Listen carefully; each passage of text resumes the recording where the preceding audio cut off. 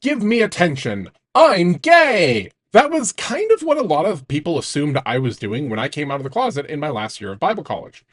It did cause a bit of a stir. There've been some former students who eventually had come out of the closet. I think there was even a former seminary professor who got caught with his hand in the pants of someone he was healing. But there'd never been an avowed, practicing homosexual at the college before. Really, the only gay things that I was any good at were making jokes at my own expense, not getting caught looking at a guy's abs, and listening to women tell me every awful thing that anyone has ever done to them. I'd never even kissed a guy. Of course, I didn't tell everyone all at once. You have to start off with one person. And we're going to give young me some slack because the first person that this genius decided to tell was my roommate, a gorgeous golden retriever of a man from Three Hills, Alberta. Guess how it went? He was sweet, he was kind, and he was absolutely clueless. Not stupid, just aloof. He once complained to me about how a girl on campus who had just met him out of the blue asked him out on a date. He looked at me indignantly and said, why would she do that? She doesn't even know me. Don't you hate it when girls just ask you out without knowing you at all? I looked at him and I was like, oh yeah, that happens to me all the time. He was like, oh, it does? I'm like, no. I remember one day in January when it had been like minus 40 all week. He asked, so when is it going to warm up? I was like, spring? Then he said, no, like when's the next Chinook?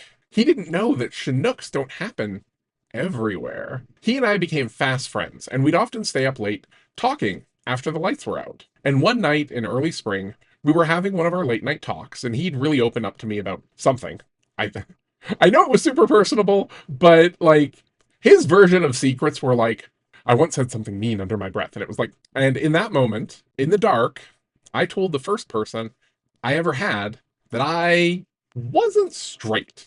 Of course, back then, it felt easier to tell people that you were bi because I had tried really hard to like girls. And it didn't occur to me that if you keep preferring that they keep their clothes on at all times and never touch you, you're probably not bi. So, yeah, what happened next? Well, I slept great. My roommate, not so much. He had a very irrational fear that I would jump him in the middle of the night and try to get up to things, which he probably should have reminded himself that he could easily bench 250 pounds. And while you may want to fault him for that, keep in mind the guy grew up in rural Alberta. He'd never even been able to live somewhere where he could interact with any queer people. And the only thing that he'd heard about any of us was what media coverage was back then, which was generally not very progressive. The next night, I found his mattress and blankets gone and was told by my RA that he'd be spending the night in the RA's room. I was crushed. One of the worst parts of being in the closet is the fear that if you come out, everyone you know will reject you and you'll lose your friends and your family, everything, especially when you're younger. I wish the conservative politicians who push anti gay propaganda could spend a year being in the closet, not just having a secret, but knowing that if people in your life knew the truth, you'd lose everything. Every other thing that you can say it's like, it isn't. Straight people will say they understand and they can try. And like I'm not faulting them for trying to be empathetic. But no matter if you got pregnant or you got someone pregnant when you weren't supposed to, if you had a secret addiction, if it's being gay isn't something that is done to you. It's not a mistake that you've made. It's not a bad decision that you can ask for forgiveness for and say you'll never do again. It's a truth that only you know, that you can't get rid of no matter what you try. And every bad gay joke, every flippant comment about a gay person convinces you, even if it isn't true, that if the mask of the perfect little boy ever slips, nobody will ever love you again. And you can point out that this fear isn't always rational. You can gesture towards all of the numerous rainbows that you may think are a little excessive. But the thing is, no matter how many flags or rainbow crosswalks there are, there is never enough to ensure that the kids of your homophobic neighbor will not spend way too much time wondering if they will ever get to be honest and happy. Back to the story. It was, I think, minus 30, minus 40 with the wind chill, because of course it was. It was early spring. But I decided to go for a walk. I walked down the road from the campus, my parka doing almost nothing to protect me from the cold, and I was crying profusely in minus 30 weather, which was not a good choice. It felt safer than being in dorm and loudly sobbing. When I was in the middle of nowhere, I started praying. And I'd never let myself be mad at God before. Previously, I'd always thought of God as this very close friend and confidant who occasionally got a little bit snarky and made me feel guilty about something. But in that moment, I was trying to take the advice of Job's wife, and I figured that if I just swore enough at God, maybe he would smite me. I was convinced my life was over. It felt like my attempt to tell one person was going to result in everyone knowing far before I was remotely comfortable talking about it. I honestly really didn't even understand myself yet. I remember shouting at God, demanding an answer for why he'd let this happen to me, and go figure, I didn't get any sort of response. The closest I got was seeing some metal tower in the distance that had flashing lights on it and deciding that in its repetitive light pattern there was some sort of apathetic message from God. I don't know. When you're a church kid, you pick up the habit of attributing meaning to random things you see, especially if lights are involved. Anyway, eventually I realized that hypothermia would take way too long to kick in, and I was very bored. So I walked back to dorm, and I got into bed, and I cried myself to sleep. The next morning, I woke up and my RA popped into my room and said that the head of the residence life department wanted to meet with me. I said, okay. But the extent to which it was me talking was limited, by which I mean that emotionally my brain was shutting down to try and protect itself, and I'd entered what is known as a dissociative state. Basically, my body was kind of on autopilot. It felt like I was thinking underwater. I was very inattentive to the world around me, though it did still somehow feel like everyone who even looked at me must have known that something was wrong, even if they didn't. I remember I got lunch and ate it on my own before going up to my meeting, even though I could barely eat anything. Eventually, I made my way up to the meeting with the head of residence life, who I'd never met before. I do remember his first name was Jamie. I sat down. I think he had a couch in his office. He talked a bit and asked me how I was feeling. I'm sure that I answered him, but I just remember staring at the carpet. My mind was so focused on each strand of fabric in this pattern, tracing how the colors intersected. Jamie asked me a few questions, and I responded with whatever words I could muster. He reassured me that this didn't mean my life was over, and he said that my roommate wanted to talk to me, and he was wondering if I'd be open to that. And I just sort of shrugged because, again, I wasn't really thinking anymore. I had very much given up all hope. I was just waiting for another shoe to drop. I left the meeting and waited for the next one. I went back to dorm and I got into bed to try and fall asleep. A friend from across the hall knocked on the door and asked if I was okay because he noticed that I didn't seem seem like I was being myself. I was always very bad at lying, so I said no.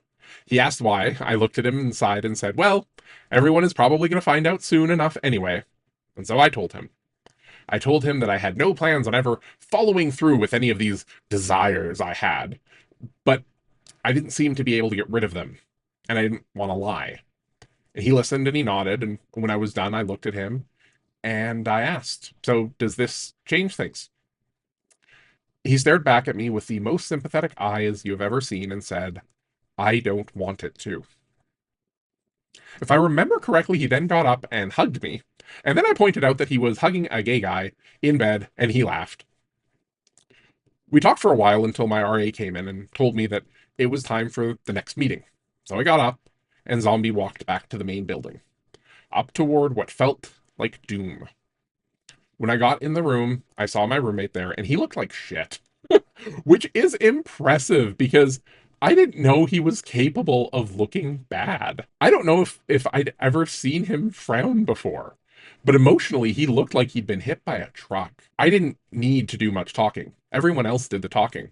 First thing he did was apologize. To hear him tell it, he felt that a demon had been involved, and that after I'd told him the truth, this demon had made him terrified that I'd attack him while he slept. But that he'd spent some time praying with another person from the residence life team, and as soon as that person had said the name of Jesus, a switch flipped, and he realized that he loved me. Obviously, Christian love, not the fun kind. But he couldn't believe that he'd hurt me. And he'd wanted to apologize right then and there, but the school staff had been like, let's give it a little time and do this in a more stable fashion, which was probably a good idea. Then Jamie was like, okay, let's talk about living arrangements moving forward. Would you guys like to be roommates again? And my roommate looked at me uh, as if he thought it was crazy that there was even a possibility that I would be willing to forgive him. Meanwhile, I'm looking at him and thinking, if you move out, everybody will have questions. Which, keep in mind, we previously had been very close. He was, after all, the first person I decided to tell that I had a life altering secret that would make me a pariah at school if it ever got out. So, I was like, if you would be okay, like I would like things to go back to normal if that's a thing. And he was all for it. Uh, I think so. It probably helped that he realized that like I'd never jumped him before, so why would I now? And again, even if I tried something, it was not the sort of thing where I could have possibly thought I might physically overpower him. I think we had actually done like that thing that guys do when they're in their early 20s, and we had wrestled, and he like pinned me in a few seconds. I mean, I'm gonna complain. But yeah, no, it was a very, very tough thing to go through.